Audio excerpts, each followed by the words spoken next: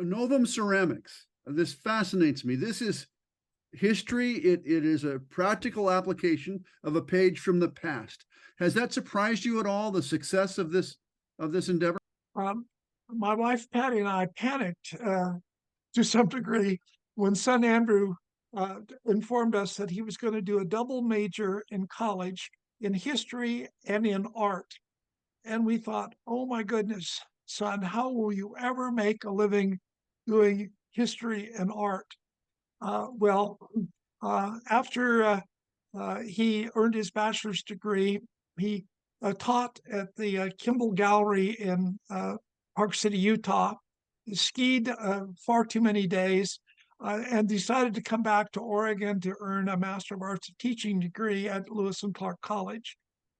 He then landed a job that he still holds 20 some years later as an art teacher at Beaverton High School.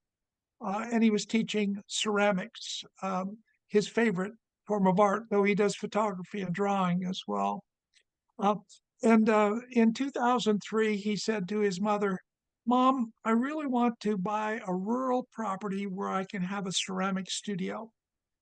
And Patty, who was a broker for Coldwell Banker, found him a beautiful 9-acre tract on a ridge out near Newburgh, between Newburgh and Sherwood, Oregon.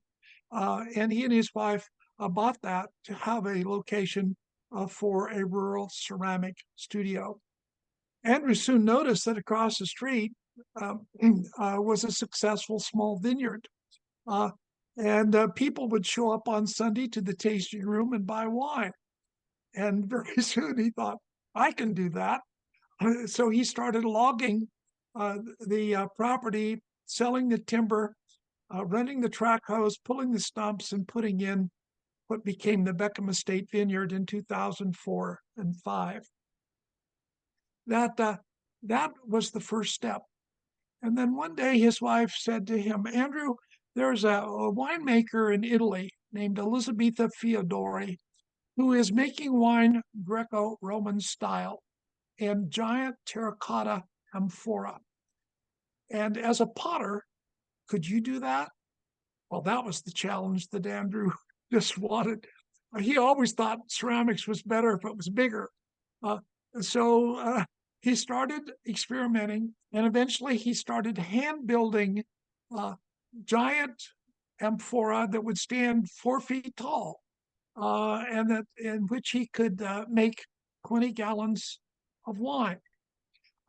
Then he got really serious about this, and he developed some 30 prototypes of clay vessels using different clays and firing temperatures until he found just the right formula.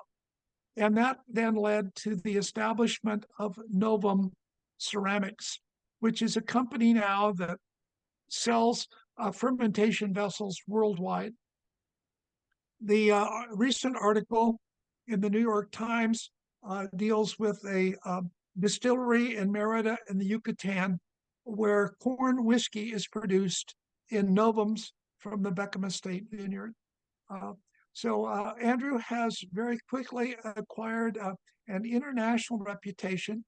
He speaks in London, in Italy, in Portugal. He's been invited several times to come to the Republic of Georgia, where wine continues to be made in terracotta.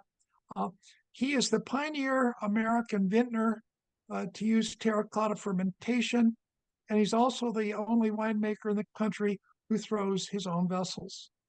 The giant novums stand 6 feet tall. They hold approximately 40 cases of wine, and they are works of art as well as utilitarian vessels. The real plus with a novum is that it can be used for decades. In fact, for hundreds of years if it is taken care of. A barrel, a French oak barrel, costs $1,600 or $1,700 and has a shelf life for fermentation of 3 years, and then it goes neutral. A terracotta novum can be used over and over again, and it imparts no oak tannin into the wine. Instead, the wine that is made there is built entirely out of the yeast and the sugar and the products, the tannins from the skins of the grapes. So it is a much more natural, fruity, aromatic, production of wine. It's like what the Greeks and Romans drank, not like what the French have produced for the last 500 or 600 years.